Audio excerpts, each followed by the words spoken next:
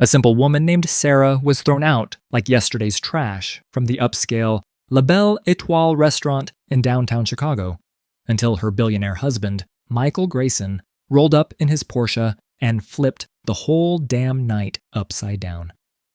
It was a crisp April evening, the kind where the city lights bounce off the glass towers and the air smells faintly of wealth and ambition. La Belle Étoile sat perched on the top floor of a sleek skyscraper, all crystal chandeliers and white tablecloths, a place where the elite came to sip overpriced wine and flaunt their status. Sarah, though, didn't look the part. Not tonight. She wore a faded gray sweater, a pair of worn jeans, and scuffed boots that clicked softly against the polished marble as she stepped inside. Her auburn hair was swept into a loose bun, and her face, gorgeous if you bothered to notice, was free of makeup. She carried herself with quiet confidence, but to the staff, she might as well have been invisible. Or worse, a trespasser. Sarah had come alone, hoping to surprise Michael. It was their anniversary, 10 years since they'd met at a dive bar where she'd been waitressing, back when he was just a scrappy entrepreneur with big dreams. Now, he was the Michael Grayson, the man who owned half the city's real estate and could make or break careers with a single phone call. But Sarah? She hadn't changed. She still shopped at thrift stores, cooked dinner most nights, and drove a beat-up Honda, even though their garage held a fleet of luxury cars. Tonight, she'd wanted to meet him here, at this fancy spot he'd mentioned in passing, to remind him of the old days. She'd even brought a small handwritten note tucked in her pocket. A love letter, simple and sweet, just like her. The trouble started the second she crossed the threshold. The hostess, a sharp-faced woman named Claire, with a pinched smile and a designer blazer, barely glanced up from her reservation book. "Can I help you?" she asked, her tone dripping with doubt, like Sarah had wandered in off the street by mistake.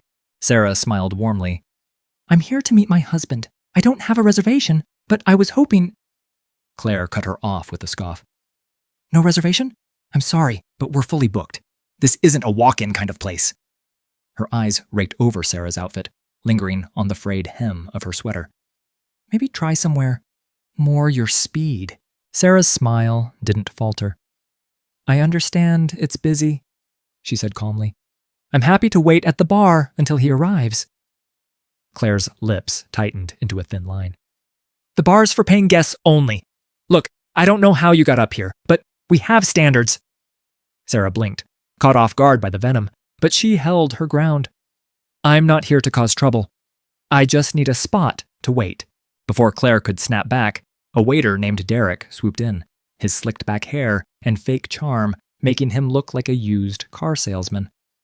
"Hey, sweetheart," he said, loud enough for nearby diners to turn their heads. "This isn't a soup kitchen! You're holding up the line!" A few patrons snickered, their eyes darting between Sarah and the staff like they were watching a live comedy show. Sarah felt the heat creeping up her neck, but she refused to let it show. "I'm not asking for a handout," she said evenly. "I'll pay for a drink while I wait." Derek laughed, a sharp barking sound, and leaned closer, his breath reeking of mint gum. "Lady, you couldn't afford the ice in our drinks. Why don't you save us all the trouble and head out?" Claire nodded smugly, folding her arms. "Exactly. You're making our guests uncomfortable." Sarah glanced around. A couple at a nearby table, a man in a tailored suit and a woman dripping in diamonds, whispered to each other, smirking as they watched. Another diner, a middle-aged guy with a Rolex, muttered, "Some people have no shame," loud enough for her to hear. The humiliation stung, but Sarah straightened her spine. She wasn't weak. She'd faced worse than this in her life. Years of scraping by, judgmental stares, whispered insults. She could handle a few snobs. "You're wrong about me," she said quietly, locking eyes with Claire. "But I won't beg for your respect." That's when the manager, a wiry guy named Victor with a pencil mustache and a superiority complex, strutted over. He'd clearly been eavesdropping, and now he saw his chance to play the hero. "What's the holdup?" he barked, glaring at Sarah like she was a smudge on his pristine reputation. Claire jumped in, her voice syrupy with fake concern. "She's loitering, sir. No reservation, no money, just wasting our time." Victor sized Sarah up, his lip curling. "This is La Belle Étoile, not a bus station. Get her out of here before she scares off the real clientele." Sarah opened her mouth to protest, but Victor snapped his fingers, and a burly security guy named Ray lumbered over. Ray towered over her, his meaty hands flexing like he was itching to use them. "Let's go, miss," he growled, grabbing her arm with just enough force to make it clear he wasn't asking. Sarah didn't flinch. She pulled her arm free and stared him down, her voice steady as steel. "I'll walk out myself. You don't need to touch me." Ray hesitated, thrown off by her calm defiance, but Victor waved him on. "Escort her. Now!" As Ray's grip tightened on Sarah's arm, Claire leaned in close, her voice a venomous hiss meant for Sarah alone. "You think you can waltz in here looking like a charity case and waste our time? I've seen a dozen like you, pathetic, pretending they belong, fishing for handouts. Take your sob story somewhere else." Derek smirked, egging her on, and added, "Yeah, maybe try the dumpster out back. Might find something more your level there." A woman at a nearby table, her lips painted red and her neck glittering with jewels, laughed outright and snapped a photo of Sarah's flushed face, muttering, "This'll be hilarious on my feed." Sarah's jaw clenched, her dignity under siege, but she refused to snap back, her silence only fueling their cruelty as they shoved her toward the door, reveling in her humiliation. The room buzzed as Ray marched Sarah toward the glass doors. Diners craned their necks, some chuckling, others shaking their heads in mock pity. Claire called after her, "Come back when you've got a new wardrobe." Derek added, "And a sugar daddy." Their laughter echoed as Ray shoved Sarah onto the outdoor terrace, the cold night air hitting her like a slap. The doors swung shut behind her, and she stood there, alone, the city skyline glittering below. Her chest tightened with anger, not at them, but at the unfairness of it all. She didn't need their approval. She didn't need to prove anything. But damn, it hurt to be treated like dirt. She fished her phone from her pocket, her fingers trembling slightly as she dialed Michael. He picked up instantly, his deep voice a balm to her frayed nerves. "Sarah? You okay?" She took a breath, keeping her tone light despite the lump in her throat. "Hey, babe. I'm fine. Just got kicked out of La Belle Étoile." There was a pause. Then a low, dangerous edge crept into his words. "They did what?" She sighed. "They thought I didn't belong. Can you come get me?" She heard the jingle of keys on the other end. "I'm 5 minutes away. Don't move." Sarah slipped the phone back into her pocket and leaned against the railing, staring out at the city. She wasn't crying. She wouldn't give them that satisfaction. But her mind raced. She could have flashed her platinum card, dropped Michael's name, turned the tables in a heartbeat. But that wasn't her. She hated the idea of using wealth as a weapon. She just wanted to be seen for who she was, a woman with a good heart, not a walking bank account. The sound of screeching tires snapped her out of her thoughts. A black Porsche 911 Turbo roared up to the curb below, its engine purring like a beast, ready to pounce. Michael stepped out, all 6'3" of him, his charcoal suit hugging his broad frame. His dark eyes scanned the terrace until they locked on her, and in that moment, she felt safe again. He took the private elevator up, the one reserved for VIPs, and when the doors dinged open, every head on the terrace turned. Michael strode toward Sarah, ignoring the gasps from the smokers and loiterers who recognized him. He pulled her into his arms, his hands gentle but firm, and murmured, "You sure you're okay?" She nodded, resting her forehead against his chest. "Yeah, just mad." His jaw tightened, and he kissed the top of her head before turning toward the restaurant doors. "Let's fix this." They walked back inside, Michael's arm around her waist, and the atmosphere shifted like a storm rolling in. Claire's eyes widened, her fake smile freezing in place as she registered Michael's face. Derek, mid-flirt with a customer, nearly dropped his tray. Victor, who'd been schmoozing a table of suits, spun around and went pale. Michael didn't raise his voice. He didn't need to. His presence alone commanded the room. "Evening," he said, his tone deceptively casual. "Mind telling me why my wife was just thrown out of your establishment?" Claire stammered. Your wife? Sir, we didn't... Michael cut her off, his gaze icy. You didn't what? Didn't see her standing there, asking politely to wait for me? Or didn't think she was worth your time because she doesn't dress like a runway model? Derek tried to jump in, all nervous laughter. It was a mix-up, man. We thought... Michael's eyes flicked to him, and Derek shut up fast. You thought she was poor. You mocked her, humiliated her, and had her dragged out. That's not a mix-up. That's a choice. The diners were silent now, forks hovering over plates, watching the drama unfold.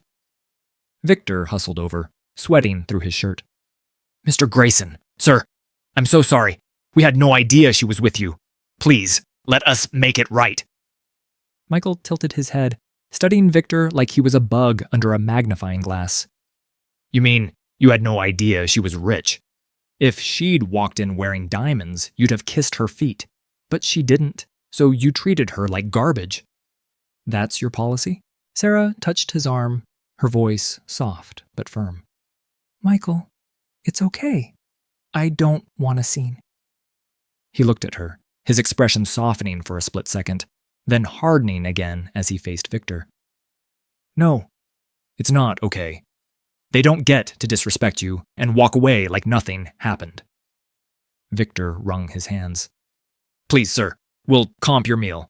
Reserve the best table. Michael held up a hand. I don't want your food.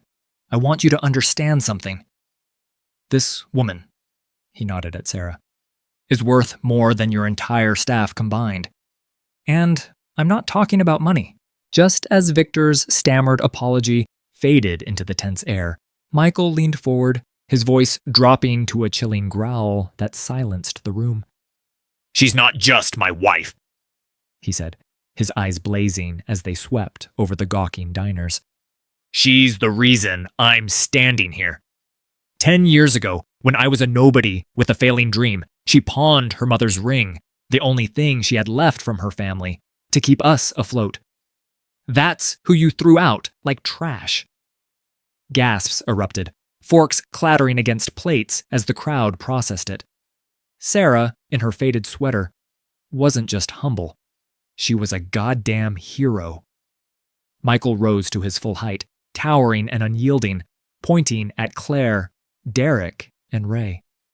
You didn't just disrespect her, you spat on everything she built, and now you'll pay for it. That's when the twist hit. A man in a crisp suit stood up from a corner table, his face flushed with recognition. Michael Grayson, he called out, loud enough to draw every eye. Holy hell, it is you. Murmurs rippled through the room as people connected the dots. Michael Grayson wasn't just a rich guy. He was the most powerful man in the country, a billionaire with ties to senators, CEOs, and the kind of influence that could tank a business with one word. The man at the table kept talking, oblivious to the growing panic among the staff. I saw you on CNBC last week.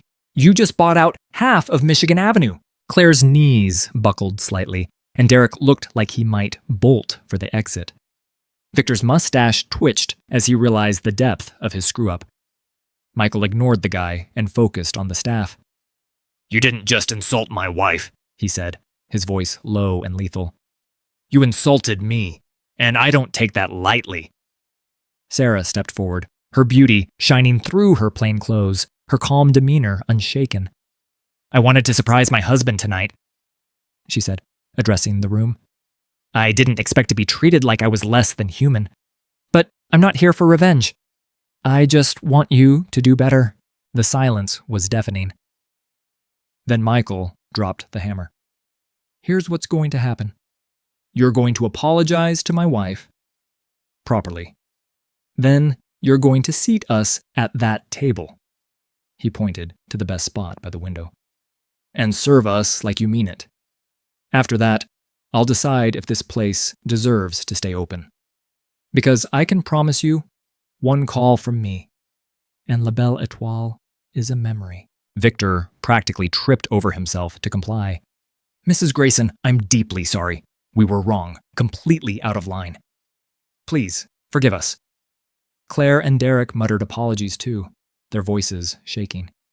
Ray, the security guy, just stared at the floor, mumbling something incoherent. Sarah nodded graciously. Thank you. I accept. Michael guided her to the table, and the staff scrambled to set it up, their hands trembling as they poured water and laid out napkins. The meal was flawless. Lobster bisque, filet mignon, a bottle of wine that cost more than most people's rent. Sarah ate with the same quiet dignity she'd shown all night, chatting with Michael about their old dive bar days, laughing softly at his stories.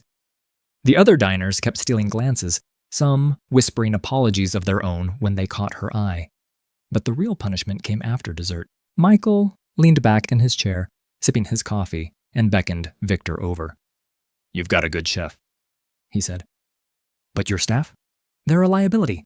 I'm giving you one chance to fix this. Fire the ones who crossed the line tonight. Claire, Derek, Ray, or I'll make sure every investor I know pulls out of this place. You'll be lucky to sell burgers by next month. Victor's face drained of color. Sir, Michael raised an eyebrow. Choose. Victor didn't hesitate long. By the next morning, Claire, Derek, and Ray were gone, their names blacklisted in every high-end joint in Chicago. Word spread fast. Michael Grayson's wife had been disrespected, and he'd brought the hammer down. The restaurant scrambled to save face, posting a public apology online, but the damage was done. Regulars started canceling reservations, spooked by the fallout. Victor kept his job, but he spent every shift looking over his shoulder, knowing one more slip-up could end him. Sarah and Michael drove home that night, the Porsche humming through the quiet streets. She rested her head on his shoulder, the handwritten note still in her pocket. You didn't have to go that far, she said softly. He glanced at her, his eyes fierce with love. Yeah, I did. Nobody treats you like that. Not ever. She smiled, squeezing his hand. I just hope they learned something. He smirked. They'll learn, or they'll burn. The next day, Sarah dropped by a local shelter to donate some clothes. Same as always. She didn't need the spotlight. She never had. But as she walked away, a few volunteers whispered about the mystery woman who'd taken down La Belle Étoile. She didn't hear them. She was already planning dinner. Spaghetti. Nothing fancy. Because that's who she was. Gorgeous, humble, strong, and untouchable.